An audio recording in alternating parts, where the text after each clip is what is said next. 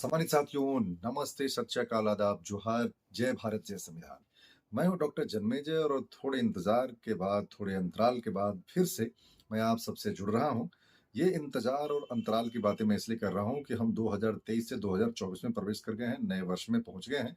नए वर्ष की ढेर सारी शुभकामनाएं तो मैंने आपको दी थी, लेकिन उसके बाद बहुत सारी व्यस्तताओं के चलते मैं अपनी नई रचना लेकर के आप सबसे जुड़ नहीं पाया था। नए वर्ष में 3 जनवरी को माता सावित्रीबाई फुले, जिसे हम शिक्षा माता के तौर पर याद करते हैं, उनको लेकर के हमने एक रचना की थी, सावित्री बनो। और उसके बाद फिर वो अवसर नहीं आया कि मैं आपसे जुड़ूं, और आज एक दफा फिर आज 9 जनवरी है। 9 जनवरी 1831, वही घमासान, वही तकलीफें, वही मुश्किलें, वही विरोध के स्वर के बावजूद एक ऐसी नेत्री हुई, एक ऐसी महान नायिका हुई, जिन्होंने शिक्षा का दामन थाम करके कई लोगों के दांत खट्टे कर दिए। जी हाँ, आज हम 9 जनवरी 1831 को जन्मी, जो माता सावित्रीबाई फुले की बहन कह सकते हैं, सखी कह सकते हैं, सहेली कह सकते हैं, बहुत अपनी कह सकते हैं, फातिमा शेख की जन्म जयंती है। जी, हम आज माता फातिमा शेख के जन्म जयंती पर उनको कोटि कोटि नमन करते हैं। जी हाँ साथियों, आज जब हम 2024 में हैं, तो नारियों को सम्मान, नारियों की सुरक्षा, बेटी पढ़ाओ, बेटी बचाओ, ये तमाम नारे आपको दीवारों पर दिख जाएंगे। लेकिन वो दौर आप याद करिए जब 1831 में जन्मी फातिमा की जिंदगी का दौर था, उनके आगे बढ़ने का दौर था, उनके पढ़ाने का दौर था। तो वो दौर सिर्फ और सिर्फ मुश्किलों का दौर था, क्योंकि भारत के धरती पर वो दौर ऐसा था जहां महिलाओं को पढ़ना, महिलाओं को बढ़ना, महिलाओं की आजादी, महिलाओं की उन्नति, महिलाओं की भागीदारी, ये सारी चीजें बड़ी मुश्किल बातें थी। जी हाँ, महिलाओं को सिर्फ कम उम्र में विवाह करना और महिलाओं के पति के मर जाने के बाद उनको सीधा जिंदा जला देना, ये सारी बातें बड़ी सामान्य सी बातें थी। महिलाएं पढ़े, महिलाएं अपने लिए कोई ख्वाब देखे, ये सब कुछ बड़ा मुश्किल था।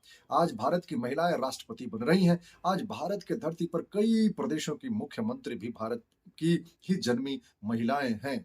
ये बड़ा टेढ़ा खीर था, या कहे कि ये बड़ी ही मुश्किल बात थी उस दौर में।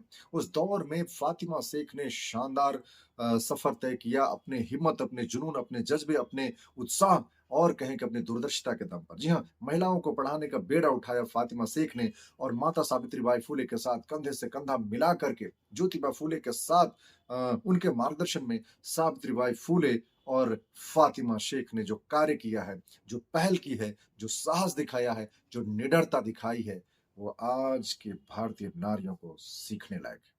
आज की भारतीय नारी अपने को जितना भी सबल, जितना भी सक्षम समझ लें, ज्योतिबा फुले और सावित्रीबाई फुले के साथ साथ फातिमा ने जो कुछ किया है, वो हर कदम पर सीखने लायक है। इसलिए उनके संघर्षों को, विशेष करके माता फातिमा शेख के संघर्षों को सलाम करता हूँ, नमन करता हूँ, वंदन करता हूँ। हम अपनी रचना पर आए उससे पहले आप सबसे हाथ जोड़ करके विनती करते हैं, गुजारिश करते हैं कि यदि अभी तक आपने हमारा चैनल काव्य समंदर, जो कविताओं का समंदर है, यदि सब्सक्राइब नहीं किया है तो सब्सक्राइब कर लीजिए। ये ऐसी रचनाओं का समंदर है जहां पर हंसी है, ठिठोली है, गुदगुदी है, अपनापन है, पीड़ा है, और पीड़ा से मुक्ति के राज भी हैं। सफलता है, और सफलता से निकलने वाले तमाम भावों को भी दर्शाती हमारी कविताएं हमारे समंदर में, यानी काव्य समंदर के सतह पर आपको मिल जाएंगी। इसलिए आप हमारी चैनल को, यानी काव्य समंदर को जरूर सब्सक्राइब करें, और बेल आइकन बजाना तकलीफ उठाए ना, यानी बेल आइकन दबाना आप बिल्कुल ना भूलें, क्योंकि जब आप बेल आइकन दबाते हैं तो आने वाले तमाम रचनाओं के नोटिफिकेशन आपको मिलते हैं। तो साथियों, एक बार पुनः आप सबसे गुजारिश है, विनती है, निवेदन है, करबद्ध प्रार्थना है कि हमारे चैनल काव्य समंदर को जरूर ही सब्सक्राइब कर लें और बेल आइकन दबा लें। जी हाँ, फातिमा शेख के बारे में आज हम चर्चा कर रहे हैं, तो एक किताब दिखाना बड़ा लाजमी हो जाता है। जी हाँ, ये किताब है माता फातिमा सामाजिक क्रांति की जननी और बुद्ध शरण हंस, जिन्हें पूरे भारतवर्ष में एक क्रांतिकारी लेखक के तौर पर, क्रांतिकारी रचनाकार के तौर पर, एक आईएएस अधिकारी के तौर पर, बहुजनों के प्रखर आवाज के तौर पर भी जाना जाता है। अभी बुद्ध शरण हंस जी तकरीबन 90 वर्ष के हो गए हैं। इस अवस्था में भी वो ओज तेज देखने को मिलता है। पटना में निवास करते हैं। मुझे भी उनसे मिलने का कई अवसर मिला है। उनसे मिलने वाला हर व्यक्ति उत्साहित हो जाता है, हर व्यक्ति उद्वेलित और आंदोलित हो जाता है। बुद्ध शरण जैसे लोग, बुद्ध शरण हंस जैसे लोग बहुत कम इस धरती पर अवतरित होते हैं, जो मुश्किलों से जूझते हुए लोगों को मुश्किलों का समाधान बाँटते हैं। एक बार इस मंच से यानी काव्य समुद्र के मंच से बुद्धशरण हंस जी को भी मैं नमन करता हूँ, वंदन करता हूँ, उनको सलाम करता हूँ और उनकी सलामती की, उनके स्वस्थ रहने की दुआएँ भी करता हूँ। इस किताब में क्या कुछ है मैं बताऊँ, ज़्यादा गहराई से नहीं जाऊँगा क्योंकि ये किताब आप पढ़ेंगे, यदि आपको चाहिए तो मेरे पास ये किताब है। आप MRM health point Aurangabad Bihar, Raghunandan colony, MG road आप संपर्क कर सकते हैं। इस किताब में जो बातें हैं मोटी-मोटी कि फ़ातिमा शेख सामाजिक क्रांति की जननी थी क्योंकि उस दौर में सामाजिक क्रांति के बारे में सोचना भी बड़ा मुश्किल था। संकट की घड़ी में माता सावित्रीबाई फुले की सहारा बनी। जब उनके पिता ने यानी उनके ससुर ने उनको निकाल दिया तो उसको फ़ातिमा शेख का सहारा मिला और इस प्रकार से मिलकर के शानदार कार्य किया उन्होंने। माता फ़ातिमा छुआछूत की विरोधी थी। आप अनुमान लगा सकते हैं कि उस दौर में छुआछूत किस प्रकार से रचा-बसा होगा। उस दौर में माता फ़ातिमा शेख ने छुआछूत जैसे सामाजिक अन्याय को सामाजिक मुश्किलों का विरोध किया, प्रतिकार किया। माता फ़ातिमा देश की पहली शिक्षिका थी। मोहम्मडन समाज में, मुस्लिम समाज में जन्म लेना उस दौर में और उस व्यवस्था को चुनौती देना, महिलाओं को शिक्षित करने का बीड़ा उठाना अपने आप में बड़ा मुश्किल था। फ़ातिमा ने उन तमाम मुश्किलों को झेल करके पढ़ाने का कार्य जारी रखा। भूख से पीड़ित बच्चों को दूसरे के घरों से बासी रोटी मांग कर लाना और बच्चों को खिलाना, आप समझ सकते हैं गरीबी कैसी थी, भुखमरी की स्थिति कैसी थी।